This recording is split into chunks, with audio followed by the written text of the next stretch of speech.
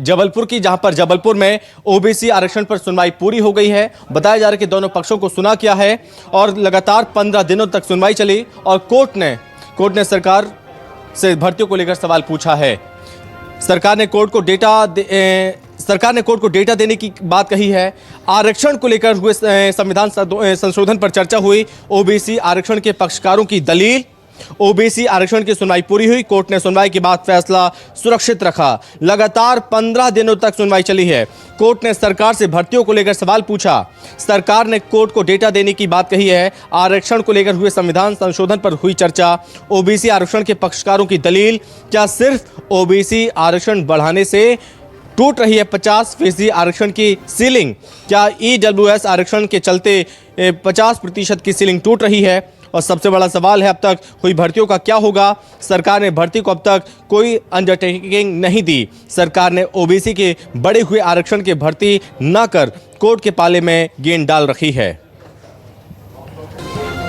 तो ये बड़ी खबर इस वक्त हम आपको बता रहे हैं, जहां पर कोर्ट ने सुनवाई के बाद फैसला सुरक्षित रख लिया है। लगातार 15 दिनों तक सुनवाई चली। कोर्ट ने सरकार से भर्तियों को लेकर सवाल पूछा और सरकार ने कोर्ट को डेटा देने की बात कही है। आरक्षण को लेकर हुए संविधान संशोधन पर भी चर्चा हुई। ओबीसी आरक्षण के पक्षकारों की दलील, क्या सिर्फ ओबीसी आरक्षण बढ़ाने से टूट रही है 50% आरक्षण की सीलिंग? क्या ईडब्ल्यूएस आरक्षण के चलते नहीं टूट रही है 50% की सीलिंग? और ऐसे में गंभीर सवाल है, अब तक जो भर्तियां हुई हैं उनका क्या होगा? वहीं सरकार ने भर्ती को लेकर अभी तक कोई अंडरटेकिंग नहीं दी है। सरकार ने ओबीसी के बढ़े हुए आरक्षण की भर्ती न कर कोर्ट के पाले में गेंद डाल रखी है।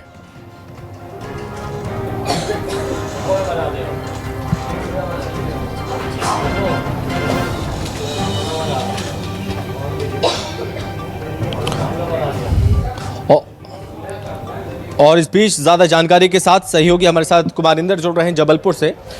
तो कुमार इंदर, 15 दिन तक सुनवाई हुई है और इस बीच क्या अहम चीज़ लगी है और सुनवाई में सबसे अहम बात क्या सामने आई? जी बिल्कुल, देखिए आज ये कह सकते हैं ऐतिहासिक दिन तो नहीं है, लेकिन लगातार 15 दिनों तक की सुनवाई चली। मध्य प्रदेश से ज़्यादा, आधी से ज़्यादा आबादी जो है, 51% से ज़्यादा जो आबादी है, इस चीज़ का इंतज़ार कर रही थी कि कोर्ट में सुनवाई कैसे पूरी हो और कैसे इसका फैसला है। हालांकि फ़ैसला रिजर्व रखा गया है क्योंकि सुनवाई लंबी चली है और क्योंकि मुद्दा बड़ा है, क्योंकि न केवल मध्य प्रदेश बल्कि ये जो आदेश होगा ये इंटायर इंडिया जो है इफेक्ट करेगा। लिहाजा मुझे लगता है कि 1.5-2 महीने कोर्ट इस पर डिसीजन करेगा। तमाम जो रिपोर्ट्स हैं, तमाम आर्गूमेंट्स हैं, उनका एनालाइज किया जाएगा, उसके बाद फैसला आएगा। लेकिन हम सीधे जो सीनियर एडवोकेट है रामेश्वर सिंह ठाकुर, जो ओबीसी आंदोलन के साथ न जुड़े बल्कि इसकी पूरी अगुवाई कर रहे हैं, उनसे ही बात कर लेता हूं। आज फाइनल आर्गूमेंट आप लोग के हुए हैं, क्या रुख रहा? ये कह सकते हैं कि जो आप लड़ाई लड़ रहे थे लगभग करीब पहुंच चुके हैं? जी, जो ओबीसी आरक्षण की विगत 7 वर्षों से नियमित रूप से इसको कंटेस्ट कर रहा हूं मैं इस मामले को लेकर के, लेकिन इसमें जो मध्य प्रदेश सरकार का रुख देखने को मिला है वो बहुत ही कहना चाहिए कि दुख करने वाला है।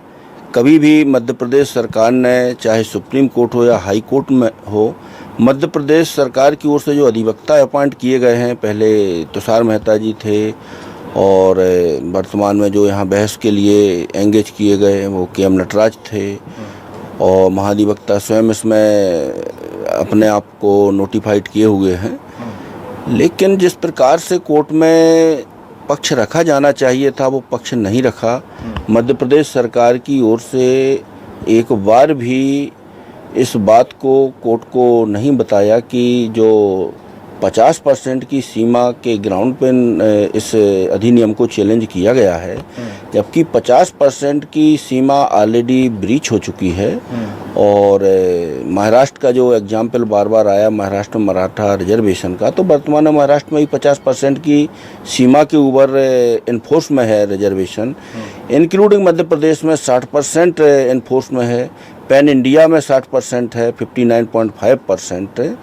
तो इन जो मुद्दों को लेकर के मध्य प्रदेश सरकार ने एक बार भी कोर्ट को इस पर बहस नहीं की, बल्कि कोर्ट ने जो एक बड़ा हास्यास्पद आर्गूमेंट किया कि इंदिरा साहनी जजमेंट का para number 810 law of land है, तो इससे स्पष्ट हो गया कि मध्य प्रदेश सरकार नहीं चाहती कि ओबीसी को 27% आरक्षण का लाभ मिले। यदि लॉ ऑफ लैंड है तो यहाँ बात खत्म हो जाती है। इस लॉ ऑफ लैंड का मतलब पैरा नंबर 810 में ही ये व्यवस्था दी गई है कि 50% की जो कुल सीमा है वो विशेष परिस्थितियों में ये एक्सीड हो सकती है, लेकिन ये 50% की सीमा को और लांघा एक्स्ट्रा ऑर्डिनरी स्थिति में लांघा जा सकता है, सामान्य परिस्थितियों में इसको ब्रीच नहीं किया जा सकता है। तो मध्य प्रदेश शासन ने ये land of law of land तो बता दिया, लेकिन वो विशेष परिस्थिति मध्य प्रदेश में क्या मौजूद हैं जिसके कारण ओबीसी को 14 से बढ़ा के 27% आरक्षण देना पड़ा, इस बात को लेकर के मध्य प्रदेश सरकार ने कोई भी तर्क नहीं किया कोर्ट लेकिन में। सरकार का कहना है कि वो ओबीसी आरक्षण चाहती है और तमाम रिपोर्ट्स भी और कुछ यूनिवर्सिटीज़ की रिपोर्ट भी उन्होंने कोर्ट में पेश की है और बताया है कि इस आधार पर उनको आरक्षण मिलना चाहिए। देखिए, मध्य प्रदेश सरकार की कथनी और करनी में बहुत अंतर है। मैं तो शुरू से इसमें कंटेस्ट कर रहा हूँ, इवन हमको भी इसमें स्पेशल काउंसिल अपॉइंट किया गया था और मैंने कोर्ट में डाटा पेश करने के लिए बहुत से पत्र भी लिखे, लेकिन सरकार की ओर से किसी भी मुद्दे को लेकर के प्रशासन ने जानकारी नहीं दी। तो सरकार का केवल ये जनता को गुमराह करने वाला स्टेटमेंट है कि सरकार चाहती है। यदि सरकार ओबीसी को 27% आरक्षण चाहती तो पदों को होल्ड करने का औचित्य क्या था। 27% पे नियुक्ति आप देते, कोर्ट ने कहीं रोक लगाई नहीं थी कि आप 27 पे नियुक्ति नहीं दे सकते। और आज कोर्ट ने ये लास्ट में जब रिजर्व किया है तो इंगित भी कर दिया कि जो भी नियुक्तियां हो चुकी हैं 27% के हिसाब से वो प्रोटेक्ट की जाएंगी।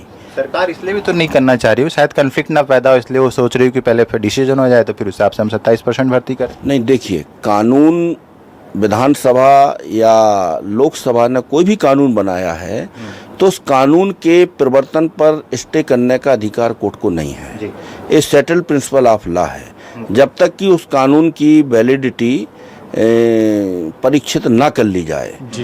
तो मध्य प्रदेश सरकार ने सुप्रीम कोर्ट में भी एक बार, सुप्रीम कोर्ट सारे मामले इन्होंने ट्रांसफ़र कराए, एक बार भी नहीं कहा कि जिस प्रकार से छत्तीसगढ़ राज्य में आज वर्तमान में 58% रिजर्वेशन एनफोर्स में है और सुप्रीम कोर्ट ने परमिट किया है स्टेट को, क्योंकि स्टेट की पहल थी कि मैन पावर कम है और हम नियुक्ति देना चाहते हैं बढ़े हुए आरक्षण के साथ में।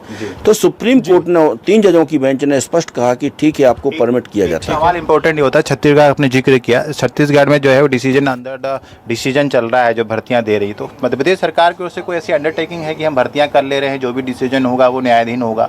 नहीं, मध्य प्रदेश सरकार ने ऐसा कहीं भी उल्लिखित नहीं किया है, ना कहीं इन राइटिंग में दिया है, ना कोई एक आईए पेश किया है, बल्कि मध्य प्रदेश सरकार ने हाई कोर्ट में एक आवेदन दाखिल किया है कि हम ठीक है, 27% आरक्षण देना नहीं बातचीत को आगे बढ़ाइए। फिलहाल बहुत धन्यवाद आपका।